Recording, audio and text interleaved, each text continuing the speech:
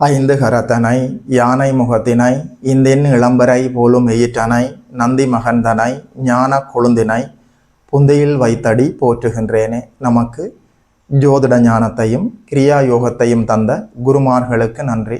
ஜோதிட சொந்தங்களுக்கு வணக்கம்.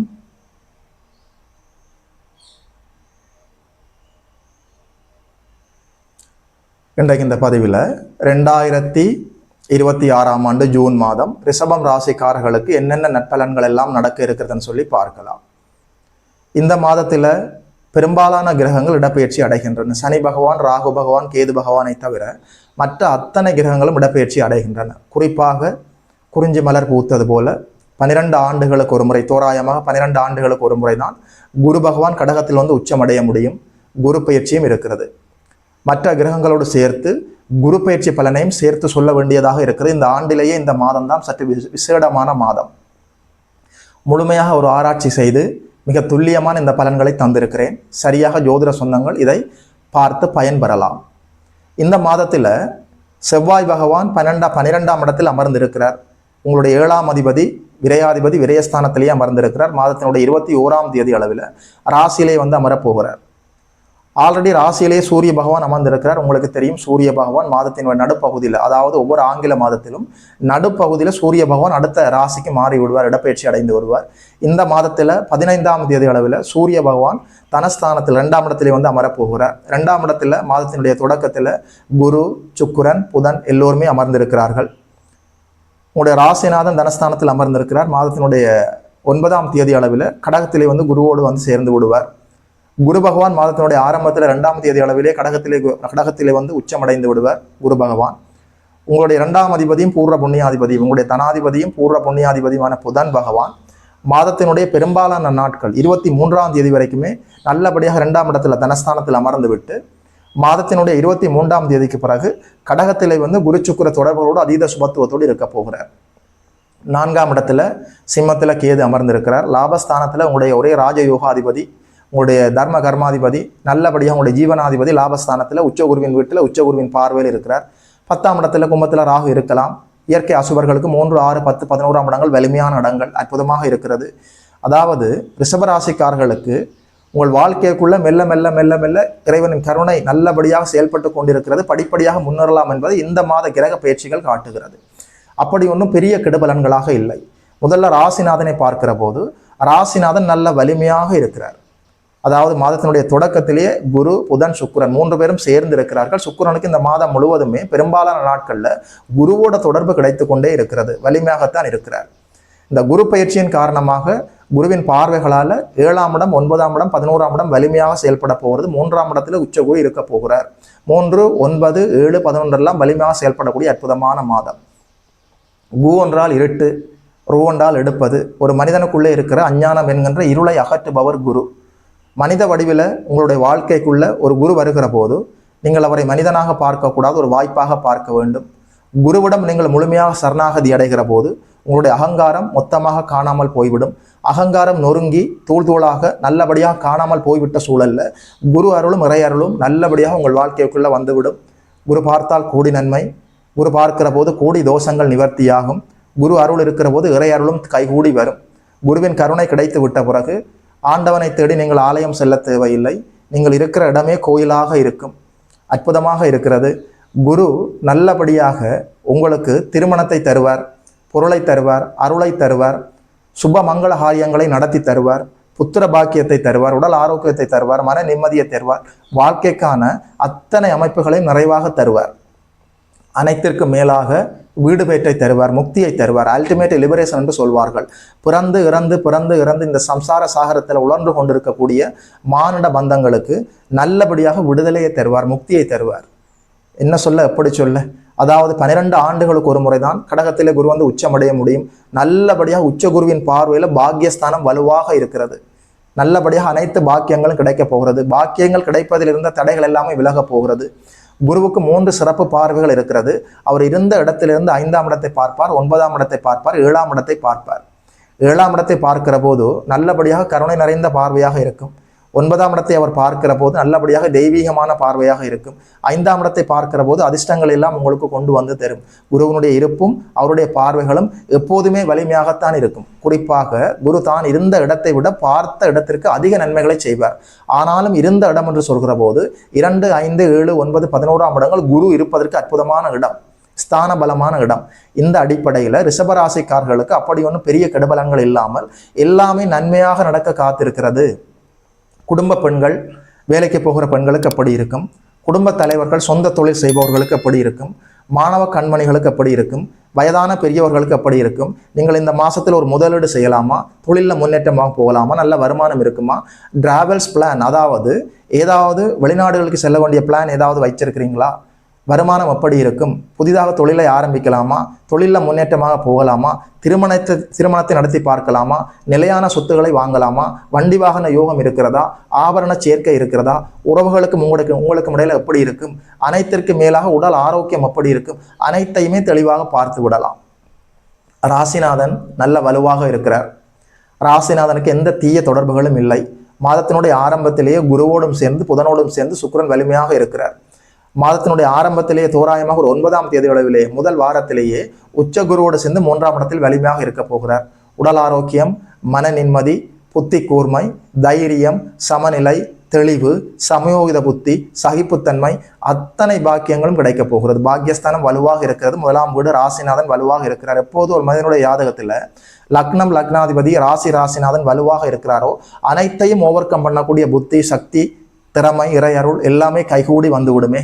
மாதம் முழுக்க 2ஆம் இடம் வலிமையாக செயல்பட போகிறது. 2ஆம் இடம் உடைய சாப்பாடு, 2ஆம் இடம் உடைய வருமானம், 2ஆம் இடம் உடைய சிந்தனைகள், 2ஆம் இடம் உடைய பொருளாதாரம், 2ஆம் இடம் உடைய குடும்பம், 2ஆம் இடம் அனைத்திற்கு மேலாக உடைய குடும்ப அனுபவங்கள், அதாவது தனம், குடும்பம், வாக்குஸ்தானம், வாக்கு பலிதம் ஏற்பட போகிறது.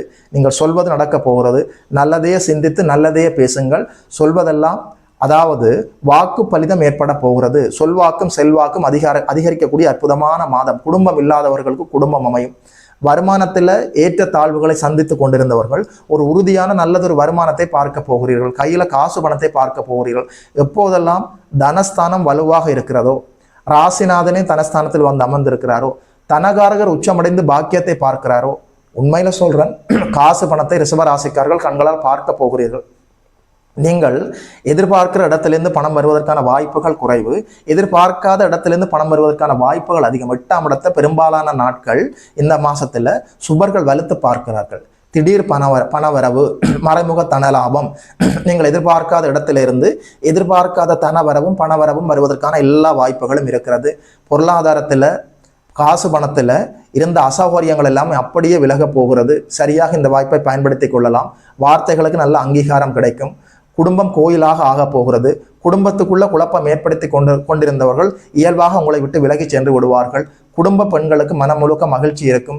மாமனார் மாமியாரால நிறைய சப்போர்ட் கிடைக்கும். உங்கள் உறவுகள் எல்லாம் உங்களை புரிந்து கொள்ள போகிறார்கள். குடும்ப அங்கத்தவர்களால் பாராட்டு பெறுவீர்கள். உங்களுடைய வார்த்தைகளுக்கு நல்ல அங்கீகாரம் கிடைக்கும். குடும்ப பெண்ணாக நல்லபடியாக நீங்கள் முன்னேற்றத்தை சந்திக்க முடியும். சரியாக புரிந்து கொள்ள வேண்டும். 6ஆம் இடத்தை பெரும்பாலான நாட்கள் செவ்வாய் பார்த்து கொண்டே இருக்கிறார். வேலைக்கு போகிற பெண்கள் வேலை செய்கிற இடத்துல தேவையில்லாத அசௌகரியங்களை ஏற்படுத்தி கொள்ளக்கூடாது. உயர் அதிகாரிகளோட வாக்குவாதத்தில் ஈடுபடக்கூடாது. சக தொழிலாளர்களோட சண்டை சச்சரவு இல்லாமல் சமநிலையாக தெளிவாக செல்ல வேண்டும். 6ஆம் இடம் செவ்வாயின் பார்வையால் சற்று பாதிக்கப்பட்டு இருக்கிறது. குடும்ப பெண்களுக்கு மனம் முழுக்க மகிழ்ச்சி இருக்கும். நல்ல வருமானம் இருக்கும். உங்கள் வார்த்தைகளுக்கு நல்ல அங்கீகாரம் இருக்கும். குடும்ப தலைவர்களுக்கு 10ஆம் இடத்துல ராகு அமர்ந்திருக்கலாம். அதாவது 9, 10 கூடிய சனி பகவான் லாபஸ்தானத்தில் அமர்ந்து நல்லபடியாக குருவின் பார்வையை வாங்குகிறார். ஒரே ராஜ யோகாதிபதி சனி பகவான் உங்களுக்கு லாபஸ்தானத்தில், உச்ச குருவின் வீட்டில், உச்ச குருவின் பார்வையில். அவர் வெறும் சனி பகவான் அல்ல, அவர் வெறும் லாபஸ்தானத்தில் அல்ல, அவர் உங்களுக்கு 9, 10 கூடியவர். பாக்கியாதிபதியும் அவர்தான், ஜீவனாதிபதியும் அவர்தான். லாபஸ்தானத்தில், உச்ச குருவின் வீட்டில், உச்ச குருவின் பார்வையில். உண்மையில சொல்றேன், குடும்ப தலைவர்களுக்கு, சொந்த தொழில் செய்து கொண்டிருக்கக்கூடிய குடும்ப தலைவர்களுக்கு அற்புதமான பொற்காலம். தொழிலில், உத்தியோகத்தில் நல்ல முன்னேற்றமாக போகலாம். தொழில் அடிப்படையில் இருந்த அசௌகரியங்கள் எல்லாமே அப்படியே விலகும். நல்ல தொழிலாளர்கள் கிடைப்பார்கள்.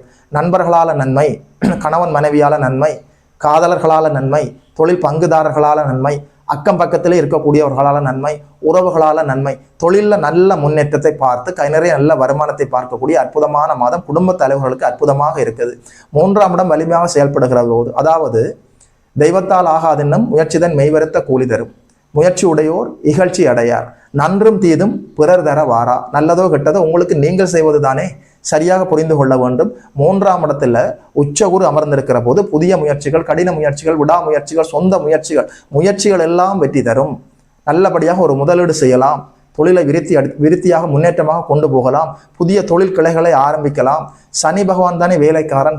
சனி பகவான் நல்ல வலிமையாக சாந்தமாக இருக்கிற போது, உச்சகுருவின் வீட்டில் உச்சகுருவின் பார்வையில் இருக்கிற போது நல்ல வேலையாட்கள் கிடைப்பார்கள். ஆண்களுக்கு குதூகலமான அதாவது குறிப்பாக சொந்த தொழில் செய்து கொண்டிருக்கக்கூடிய ஆண்களுக்கு அற்புதமான மாதம். உத்தியோக உயர்வு, சம்பள உயர்வு, தொழிலில் முன்னேற்றமாக போகிறீர்கள். 2ஆம் இடம் வலிமையாக செயல்படுகிறது. மாதம் முழுவதுமே நல்ல வருமானம் இருக்க போகிறது. குருவின் இருப்பும் அவருடைய தொடர்பும் நல்லபடியாக 7, 9, 11ஆம் இடத்தை வலுப்படுத்துகிறது. திருமண தடைகள் எல்லாமே விலகி தவிடுபொடியாக போகிறது. 7ஆம் இடம் நல்லபடியாக உச்ச குருவின் பார்வையில் இருக்கிறது. திருமணம் ஆகாதவர்களுக்கு நல்ல திருமணங்கள் நடப்பதற்காக காத்திருக்கிறது. ஆணுக்கு பெண்ணும் பெண்ணுக்கு ஆணும் நல்ல அறிமுகங்கள் கிடைக்கும். நல்ல தாம்பத்திய சுகம் இருக்கிறது. குழந்தைகளால் மனதில் ஏற்பட்ட குழப்பங்கள் எல்லாம் அப்படியே விலகும். இதுவரைக்கும் 5ஆம் இடத்தை சனி பார்த்து கெடுத்து கொண்டிருந்தார். குழந்தைகள் பற்றிய கவலைகளில் இருந்து கொண்டிருந்தீர்கள். இப்போது சனி பகவான் சாந்தம் அடைந்து விட்டார். 5ஆம் இடம் நல்ல வலிமையாக செயல்பட போகிறது. 5ஆம் அதிபதி புதன் பகவானுமே வலிமையாக செயல்படுகிறார். குறிச்சுக்குற தொடர்போட வலிமையாக இருக்கிறார். குழந்தைகள் பற்றிய தெளிவான முடிவுக்கு வரப்போகிறீர்கள். அவர்களோடு தொடர்பில் இருப்பதா, நல்லபடியாக விட்டு விலகி விடுவதா? குழந்தைகளுக்கும் உங்களுக்கும் இடையில கருத்து முரண்பாடு இருந்தால் எல்லாம் அப்படியே விலகப் போகிறது. குழந்தைகள் சம்பந்தமான உறுதியான முடிவெடுக்க போகிறீர்கள். புத்திர சோகத்திலிருந்து வெளிவரப் போகிறீர்கள். குழந்தைகளுக்கு நல்ல திருமணம் நடக்கப் போகிறது. குழந்தைகள் வெளிநாடு சென்று படிப்பதற்கான வாய்ப்புகள் வரும்.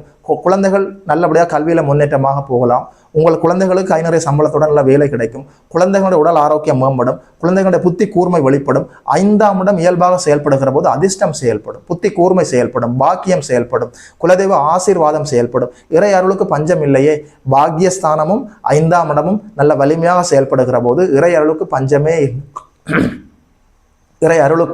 பஞ்சமே இல்லாத அற்புதமான மாதம். குலதெய்வ ஆசீர்வாதம் நிறைவாக கிடைக்கப் போகிறது. ஆலய வழிபாடுகளுக்கு நீங்கள் இப்போது செல்ல வேண்டும். குலதெய்வ வழிபாடுகளுக்கு இப்போது நீங்கள் செல்ல வேண்டும். கை நிறைய நல்ல புண்ணிய பலன்களை வாங்கி கொண்டு வரலாமே. 5ஆம் இடமும் 9ஆம் இடமும் வலிமையாக செயல்படுகிற போது இந்த வாழ்க்கையில முற்காலங்களில் முன் ஜென்மங்களில் நீங்கள் என்னென்ன புண்ணியம் எல்லாம் செய்திருந்தீர்களோ அதற்கான பலன்களை எல்லாம் இப்போது அறுவடை செய்து கொள்ளலாம். பாக்கியம் கிடைப்பதில் ஏற்பட்ட தடை தாமதங்கள் எல்லாமே விலக போகிறது.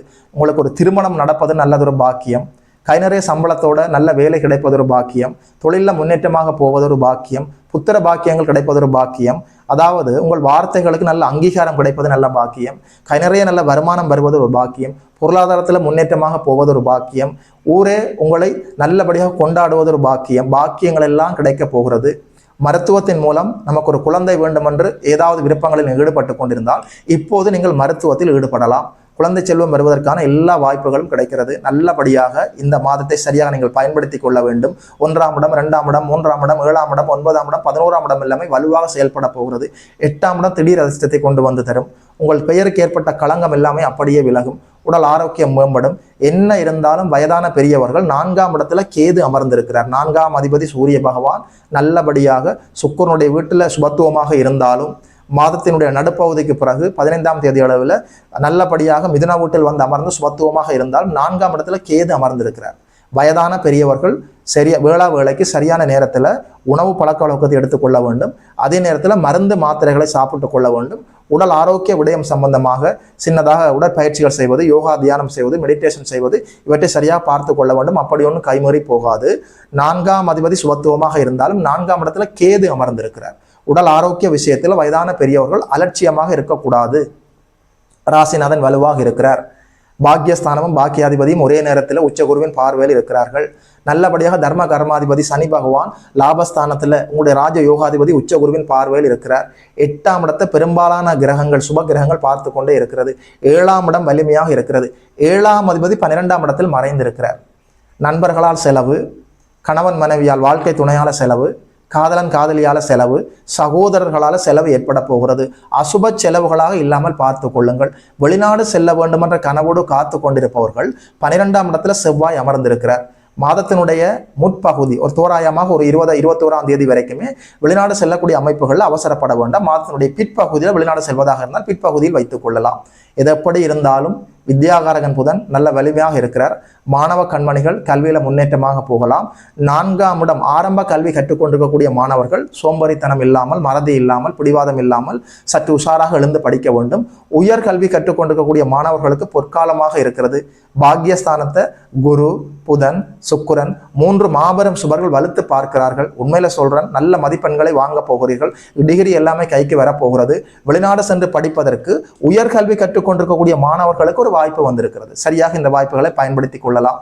நகை சேர்க்கை, தங்க 3ஆம் இடம் வலிமையாக செயல்படுகிற போது நிலையான சொத்துகள் சேரும், தங்க நகை சேரும், ஆபரணங்கள் சேரும். நல்லபடியாக இந்த வாய்ப்புகளை பயன்படுத்தி கொள்ளலாம். சுக்கிரன் வலுவாக இருக்கிறார், வண்டி வாகன யோகம் இருக்கிறது.